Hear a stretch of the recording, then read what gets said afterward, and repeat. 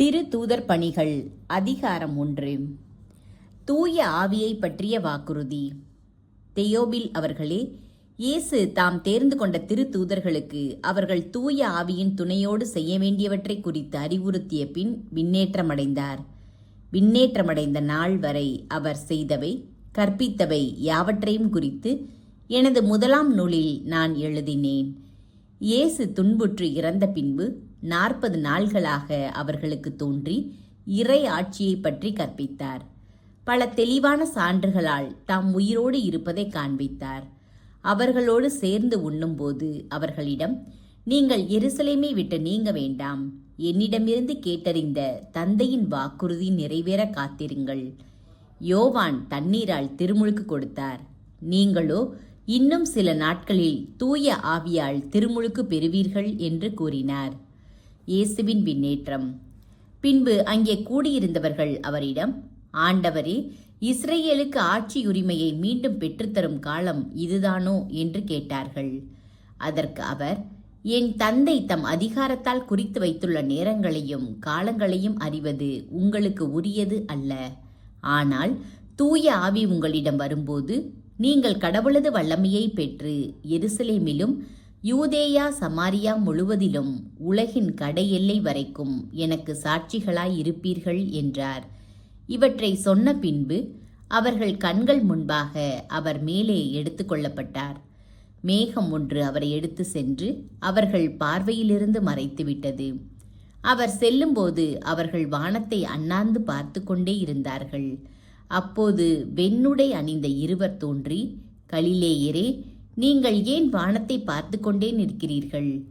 இந்த இயேசு உங்களிடமிருந்து விண்ணேற்றமடைந்ததை கண்டீர்கள் அல்லவா? அவ்வாறே அவர் மீண்டும் வருவார் என்றனர். எருசலேமில் சான்று பகர்தல். மத்தியா தேர்ந்தெடுக்கப்படுதல்.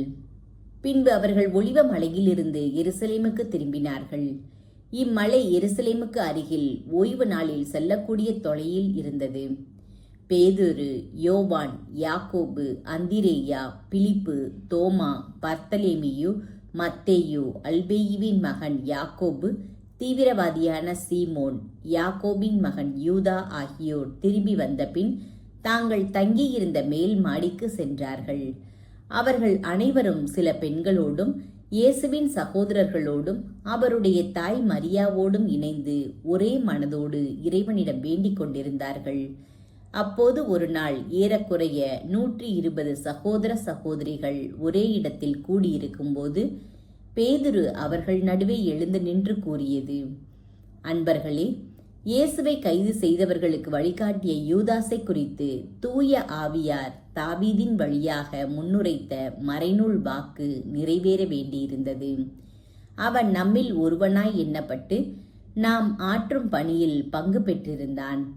அவன் தனது நேர்மையற்ற செயலுக்கு கிடைத்த கூலியை கொண்டு ஒரு நிலத்தை வாங்கினான். பின்பு அவன் தலை கீழாய் விழ வயிறு வெடித்து குடலெல்லாம் சிதறி போயின. இது எருசலேமில் குடியிருக்கும் அனைவருக்கும் தெரிய வந்தது. ஆனால் அந்த நிலத்தை அவர்கள் தம் மொழியில் அக்கலிதமா என வழங்குகின்றார்கள். இதற்கு இரத்த நிலம் என்பது பொருள். திருப்பாடல்கள் நூலில், அவன் வீடு பாழாவதாக, அதில் எவரும் குடி புகாதிருப்பாராக என்றும் அவனது பதவியை வேறொருவர் எடுத்து கொள்ளட்டும் என்றும் எழுதப்பட்டுள்ளது. ஆகையால் ஆண்டவர் இயேசுவின் உயிர்த்தெழுதலுக்கு சாட்சியாய் விளங்க அவர் நம்மிடையே செயல்பட்ட காலத்தில் நம்மோடு இருந்த ஒருவரை சேர்த்து கொள்ள நாம் கூடி வர வேண்டியது தேவையாயிற்று. யோவான் திருமுழுக்கு கொடுத்து வந்த காலம் முதல் ஆண்டவர் இயேசு நம்மிடமிருந்து விண்ணேற்றமடைந்த நாள் வரை அவர் நம்மோடு இருந்திருக்க வேண்டும். அத்தகையோருள் இருவரை முன்னிறுத்தினார்கள்.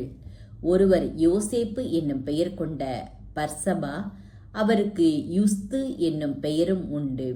மற்றவர் மத்தியா. பின்பு அவர்கள் அனைவரும், ஆண்டவரே, அனைவரின் உள்ளங்களையும் அறிபவரே, யூதாசு திருத்தொண்டையும் திருத்தூது பணியையும் விட்டகன்று தனக்குரிய இடத்தை அடைந்து விட்டான். அந்த யூதாசுக்கு பதிலாக யாரை தேர்ந்தெடுக்க வேண்டும் என இந்த இருவருள் ஒருவரை எங்களுக்கு காண்பியும் என்று இறைவனிடம் வேண்டிக் கொண்டனர்.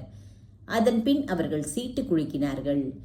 சீட்டு மத்தியா பெயருக்கு விழவே அவர் 11 திருத்தூதர்களோடும் சேர்த்து கொள்ளப்பட்டார்.